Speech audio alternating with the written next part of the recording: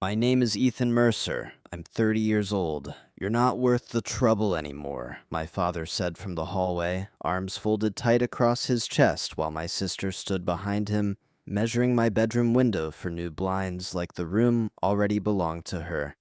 I was 18, November 14th, 26 degrees outside. I had $57 in my wallet, a 2004 Ford Focus, with a heater that only pushed cold air, and nobody left to call. I slept in that car for 3 straight nights, and my phone stayed silent the entire time. Not my mother, not my sister, not one person from the house I had grown up inside checked whether I was still alive. 12 years later, my father found me online and sent a message written like nothing had happened. Like silence could expire. What I sent back made him sit in his truck for an hour and cry hard enough that my mother thought something had happened to his heart. It wasn't anger that broke him.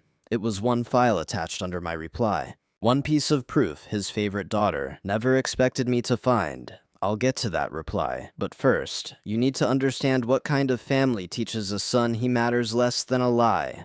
My father, Thomas Mercer, had spent 13 years in the Marine Corps, and even after he came home for good, he never really left that world behind. Our house outside Pittsburgh ran on commands, not conversation, lights out at 10, breakfast at 6:30 sharp, shoes lined against the wall with toes facing forward. A laminated chore chart stayed pinned to the refrigerator like an operations board. If something was out of place, he noticed before you sat down. If a plate stayed in the sink too long, he treated it like a character flaw. He believed structure prevented weakness. And weakness, in his mind, spread fast if you let it. Disagreement sounded to him like disrespect. A question sounded worse. My mother, Elaine, moved through that house like someone always careful not to make noise, with a glass in her hand. She was gentle in ways that almost disappeared if you were not looking closely. She brought soup to sick neighbors, mailed birthday cards 3 days early, folded towels with exact corners, and lowered her voice whenever my father entered a room already speaking. She loved quietly, but quiet love never stopped anything in that house.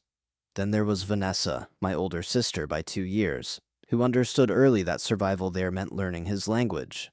She always answered fast, always agreed first, always looked useful before anyone asked. You're right, Dad came naturally to her, almost polished. In our house, obedience earned warmth, and Vanessa collected it like currency. I was the one who kept asking why a rule existed, why anger counted as authority, why one mistake stayed on record forever. I was not reckless. I worked weekends loading shelves at a grocery store, kept decent grades, stayed out of trouble, but I did not know how to pretend agreement when something felt wrong. And in Thomas Mercer's house. That made me the difficult one, long before the night everything broke. The night everything changed started with my father stopping halfway through dinner and lifting his head like he had caught movement nobody else heard. Then he said he smelled something strange upstairs. Not asked, said. His chair scraped back, and he announced he would be checking both bedrooms immediately. The room went quiet except for the hum of the kitchen light. I remember not feeling afraid because I had nothing in my room worth hiding. He went upstairs first, mine before Vanessa's. He opened my desk drawer, moved aside a stack of notebooks, and found a small zip bag with green residue inside, like he had expected it to be there. I had never seen it before. I said that instantly, but he never looked at me. His face shut down in that way it did. When he had already made a decision before anyone spoke, he held the bag between 2 fingers, pointed toward the hallway, and said, "Pack your things." That was it. No question, no explanation, no second look. I looked past him and saw Vanessa standing near the far end of the hall. She was leaning lightly against the wall, watching. No shock, no confusion. Just that small controlled smile people wear when something has gone exactly the way they expected. It disappeared almost immediately, but I saw it, at 18. I did not understand what it meant. My mother stood near the kitchen doorway, downstairs, dish towel twisted tight in both hands. I told her it was not mine. My voice cracked once. She opened her mouth, but my father cut across the room before she could answer. "Elaine, don't." She lowered her eyes and whispered the sentence I would remember longer than anything else that night. "Just go, Ethan. Let him cool down." She never spoke again while I packed. I threw clothes into a black trash bag because I did not own a suitcase. 2 pairs of jeans, 3 shirts, a charger, 1 jacket that barely counted as winter gear. My hands shook hard enough that folding anything became pointless. Halfway through packing, Vanessa stepped into the doorway, holding a tape measure. She spoke softly, almost careful. I'm sorry this happened, but her eyes were already moving across the room window, closet, wall space measuring what would be hers before I was even gone. When I dragged the bag downstairs, my father stood on the porch, with his arms crossed, staring into the yard instead of at me. He never said goodbye. The Ford coughed twice before the engine caught. The heater rattled and pushed cold air across my hands. $57, 26 degrees. That first night, I parked in the Walmart lot off Route 30, killed the engine to save gas, and sat with my jacket zipped to my throat while frost built slowly along the inside edge of the windshield. Sleep never came. Every hour felt louder than the last. The second night, I moved behind the public library because it was darker there, around 3 in the morning. A flashlight hit the driver's window. An older security guard tapped gently and asked if I was all right. I told him yes. He looked at me a second longer than necessary, then nodded and walked away. A stranger with a flashlight became the first person in 2 days to ask if I was okay. The third night was worse. My fingers went numb before 9. I called my father, blocked. I called my mother, 6 rings, no answer. I called Vanessa, straight to voicemail, 3 contacts, 3 silences. I stared at the phone until the battery warning came on. At 11:07 that night, I called Ryan Hollis. He answered on the second ring with no greeting, just my name, sharp in his voice, because he heard something wrong before I said a word. I tried to explain, but my jaw was shaking too hard for a full sentence. What came out sounded broken. He did not ask questions. He just said, "Stay where you are. My mom's coming." 30 minutes later, headlights cut across the back lot behind the library. Diane Hollis stepped out of her minivan, wearing a winter coat thrown over hospital scrubs, her hair still tied back from a shift she had probably just finished. She opened my driver's door, took one look at my hands, my lips, the way my shoulders would not stop shaking, and her face changed immediately.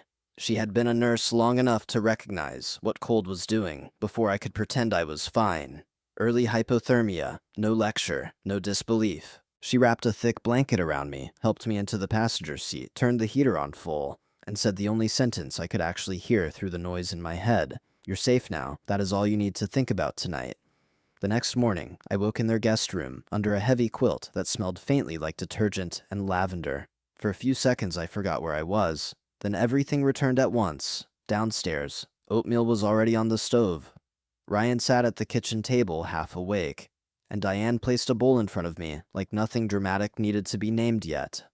Then she sat down across from me and said, "You deserve a seat at a table where nobody makes you fight for a plate." I had not heard words like that in my own house once in 18 years. Diane let me stay under 3 conditions, delivered the same way my father used to give rules, except hers came with a future, attached instead of punishment. Finish my GED by spring. Find part-time work immediately. Apply to community college before summer ended. No drifting, no pity, no living inside shock longer than necessary. I agreed before she finished the third sentence because structure, when it came without fear, felt almost unfamiliar. The next Monday, I started evenings at a CVS 20 minutes away. Stocking shelves, running register, learning how long a shift could feel when your body was still carrying cold from nights in a car. Mornings were for studying at the Hollis kitchen table before Diane left for work. Nights were for keeping quiet enough not to feel like a guest who had overstayed. 2 weeks after I left home, I wrote my father a letter by hand. 2 pages. No anger in it, because I still believed facts might matter if he saw them written carefully enough. I told him the drugs were not mine. I told him I had not touched anything illegal in my life. I told him I wanted him to ask me one question before deciding who I was. I mailed it on a Tuesday afternoon before my shift. 4 days later, it came back. Same envelope, same stamp, still sealed, across the front, in his sharp block handwriting. 2 words, returned to sender. He had not opened it. Not even enough to crease the flap. I put that envelope in a shoebox under the guest bed and did not touch it again for years. Being thrown out at 18 cost more than a bed. My father controlled the savings account my mother had added to since I was 12, birthday cash, grocery store wages, holiday checks from relatives, just over $3,000. I never saw any of it. He removed me from the family insurance plan within days. I learned that at a pharmacy counter while paying full price for an inhaler I had always picked up under coverage. Meanwhile, Vanessa stayed home, took over my room, and posted pictures of her new art corner online, while my old walls wore fresh paint. What I did not understand then was that throwing me out had not been enough for my father or for Vanessa. Removing me physically was only the first step. After that came rewriting me within months. Relatives I had grown up seeing every holiday were repeating a version of my life that sounded clean enough to survive without questions. According to my father, I had developed a drug problem, refused help, become impossible to control, and finally chosen to leave rather than accept discipline. He told it like a man tired from trying too hard, a patient father, a disappointed household, a son who threw away his own future. The story spread because simple stories always do. Nobody had to sit with doubt if the answer already sounded complete. My Aunt Marlene called once that winter, voice soft at first, asking if I was okay. The moment I started explaining, she interrupted gently and said, "Your father told us enough, Ethan. You don't have to cover for yourself." That sentence ended the call more than anything else could have. She had already chosen which version required less discomfort. My mother never corrected any of it. She stayed silent because silence had become her only survival skill. In that house, speaking against my father meant inviting a different kind of storm, and by then, she had spent decades learning how to avoid one. Vanessa handled the public version better than anyone. Christmas came, and Ryan showed me a photo she posted online, the three of them in matching red sweaters in front of the tree. My father smiling slightly, my mother leaning in, Vanessa centered between them. The caption read, "Keeping our little family close." 3 people where there had once been 4. She framed the absence like it improved the picture. Later, Ryan told me he heard her at a party saying, almost casually, "Honestly, the house is calmer without him." So, I looked at the screen, set the phone down, and opened my GED workbook again because anger still did not pay rent. About 6 months after I left home, exhaustion finally caught up with me hard enough that I almost mistook it for truth. It was a Wednesday night after a double shift 8 hours at CVS. Then 4 more washing dishes at a diner off Carson Street because one paycheck still was not enough. I pulled into the Hollis driveway and stayed inside the Ford with the engine off.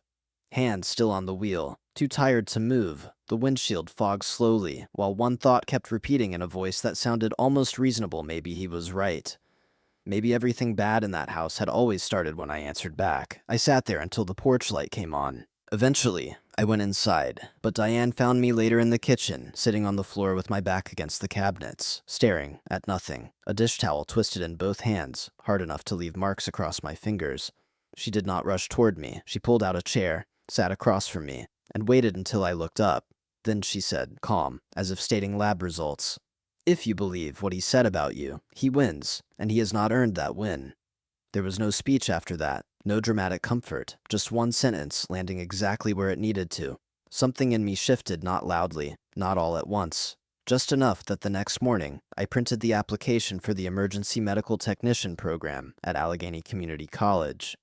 I filled it out at the kitchen table before work, signed my name, and mailed it before noon. For the first time since leaving home, I was not just trying to survive the week.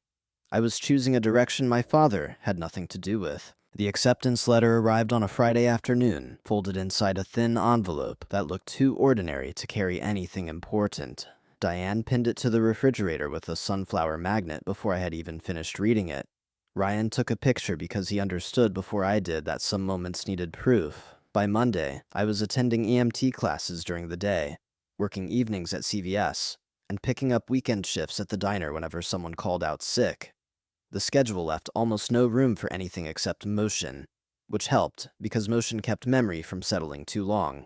I learned trauma protocols, airway management, spinal stabilization, how to read panic in someone else's face while forcing calm into my own voice. It came naturally, in a way that surprised even me. Pressure did not scramble me. It narrowed everything down to what mattered next. Clinical training became the first place where nobody knew my last name well enough to attach history to it. In that space, I was just the guy who stayed late to restock the training kits and asked instructors for extra scenario hours. By the end of the first year, my exam scores ranked near the top of the cohort. Not because I was gifted, but because I had developed a private fear stronger than fatigue. The fear of ever becoming the failure my father had already announced to everyone else. Every certification I passed felt less like pride and more like refusing a sentence handed down years earlier. After licensing, I joined an ambulance crew covering the east side outside Pittsburgh.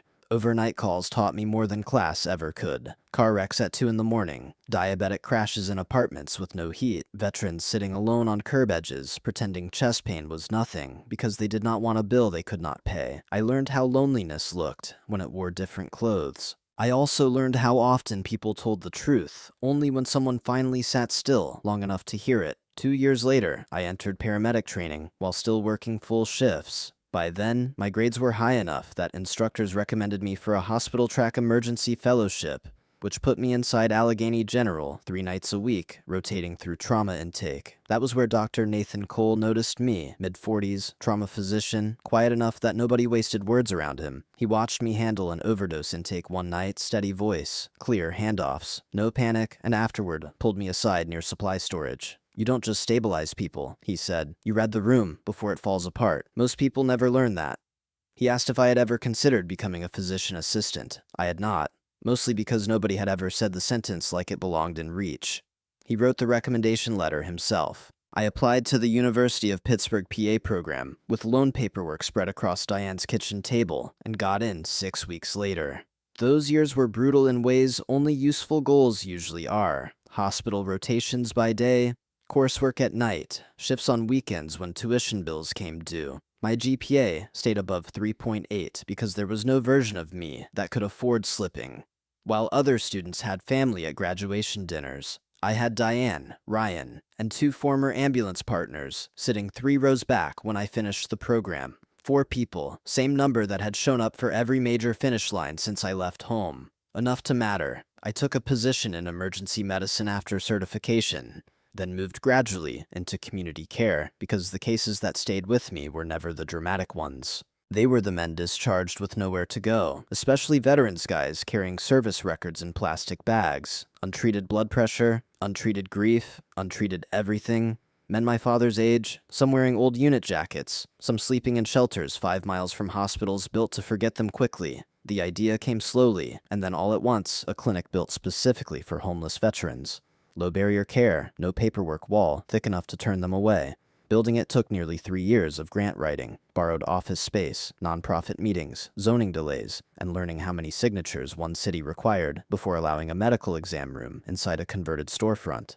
Dr. Cole stayed on as advisor. Diane connected me with a regional veterans outreach network through old hospital contacts. A foundation approved our first major grant after rejecting 2 earlier drafts. I signed the lease on a narrow building near the river and named it Secondline Community Clinic because I understood what it meant when the first line of people failed to hold. The local paper ran a feature the week we opened.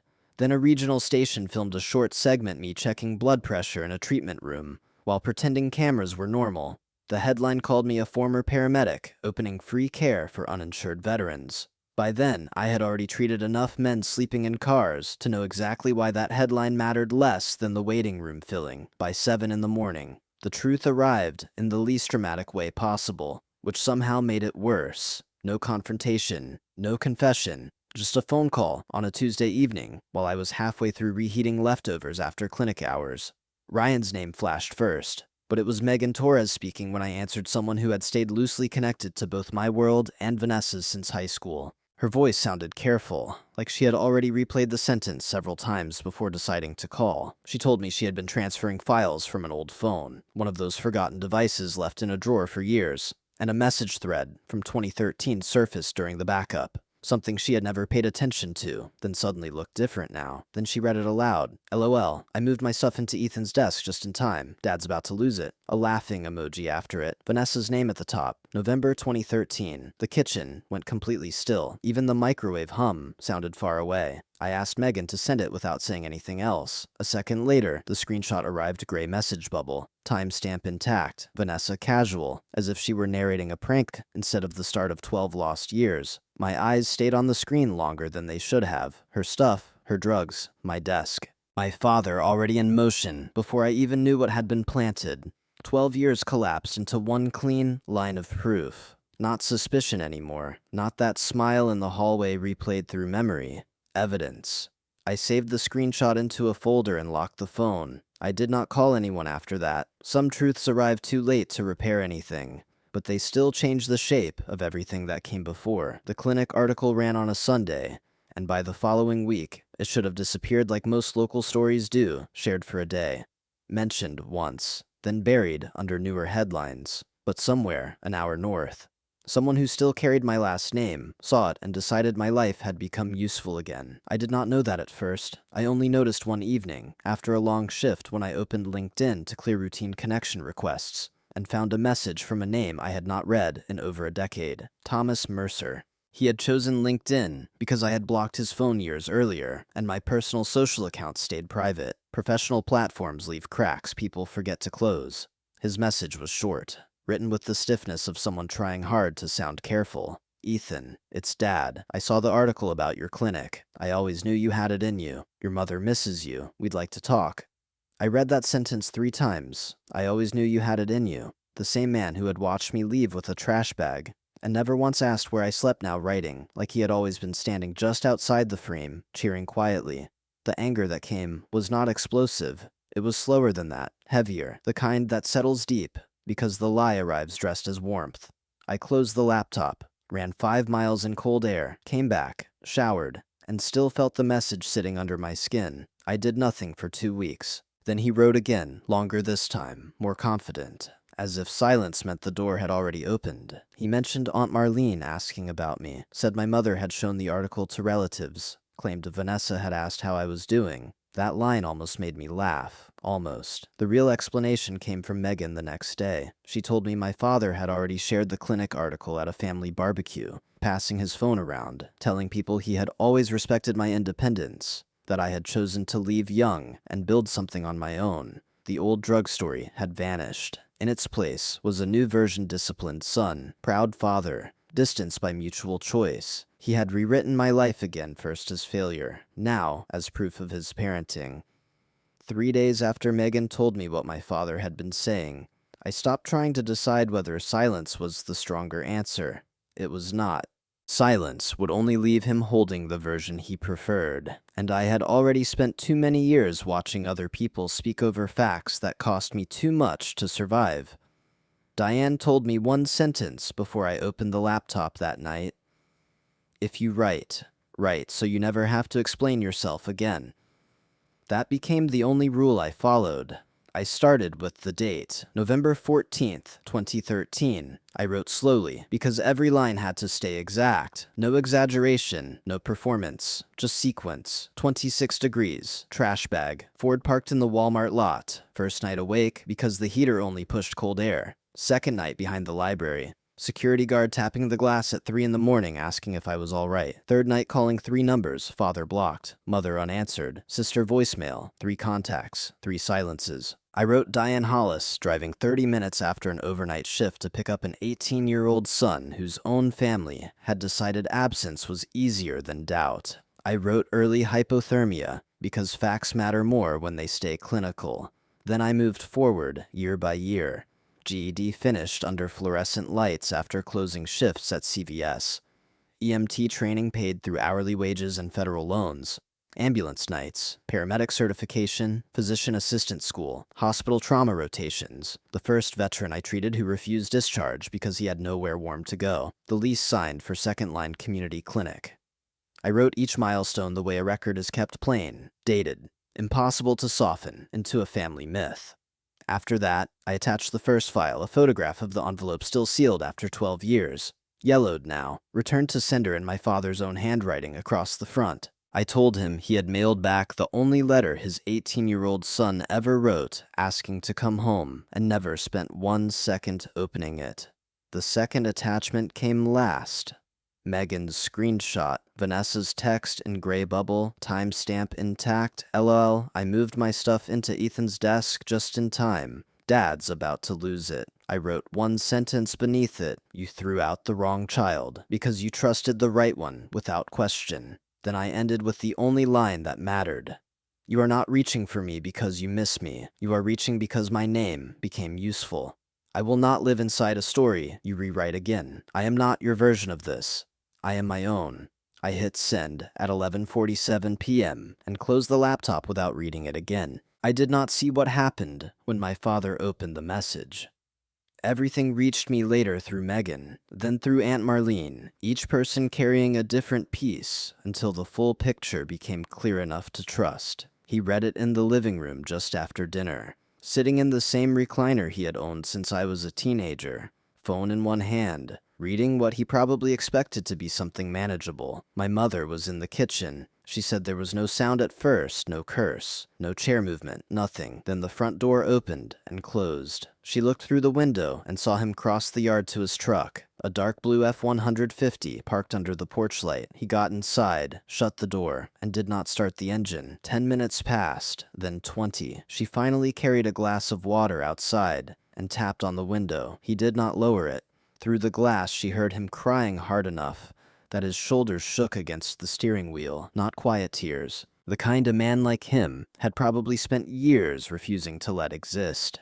He stayed there nearly an hour before coming back inside with red eyes and putting the phone in front of her. She read everything standing at the kitchen table, the envelope photo first, then Vanessa's message, then my timeline. By the time she finished, she was crying too, according to Megan. The first thing my father asked after 12 years was the question he should have asked that night. Did you know? My mother said no. He called Vanessa immediately. No answer. Again. Voicemail. Again. The next morning, he drove to her apartment before 8. She opened the door in a robe, saw the screenshot on his phone, and tried saying it was out of context. For the first time in her life, that answer failed quickly. He did not yell. That surprised everyone, more than shouting would have. He only told her not to come by the house for a while, and left. The truth moved through the family fast after that. Aunt Marlene called me 2 days later and apologized without trying to soften herself.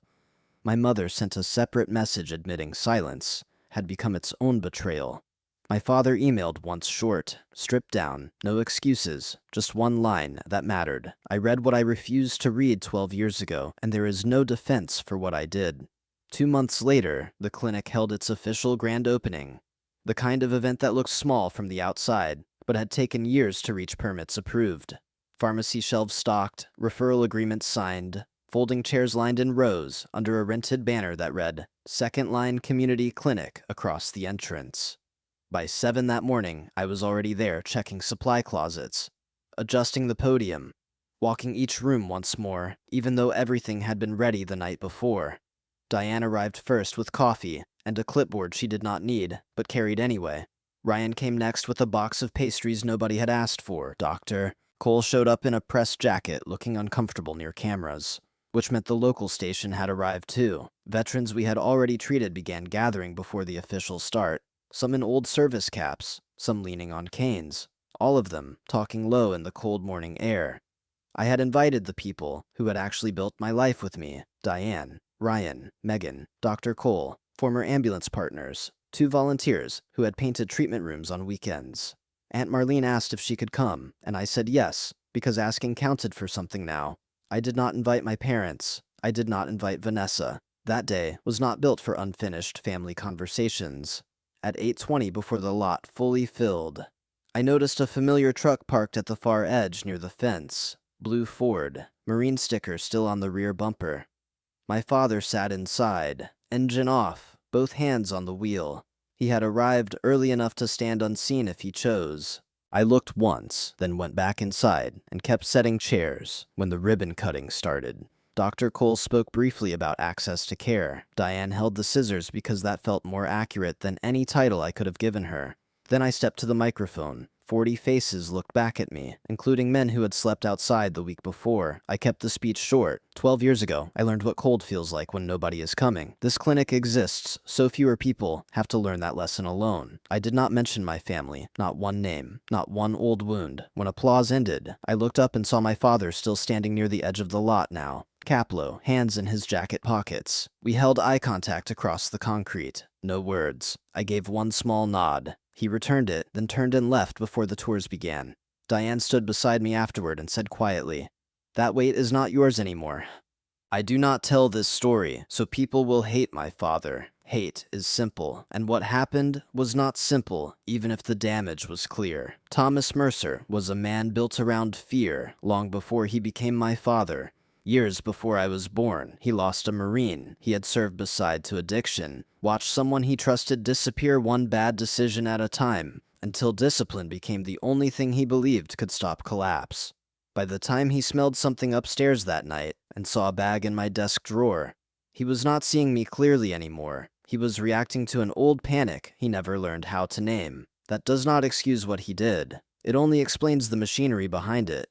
And understanding machinery matters when you decide how close you stand to it afterward. What I learned is simpler than most people expect. Boundaries do not need permission. You do not owe a full courtroom defense every time you decide someone no longer gets access to your peace. Forgiveness is not surrender. It is a door, and I decide when it opens, how far, and whether anyone steps through at all. My father writes once a month, now short emails.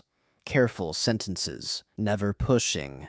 Sometimes he asks how many veterans we saw that week. Sometimes it is only thinking of you. I answer about half of them. That is the pace trust earns when it returns late.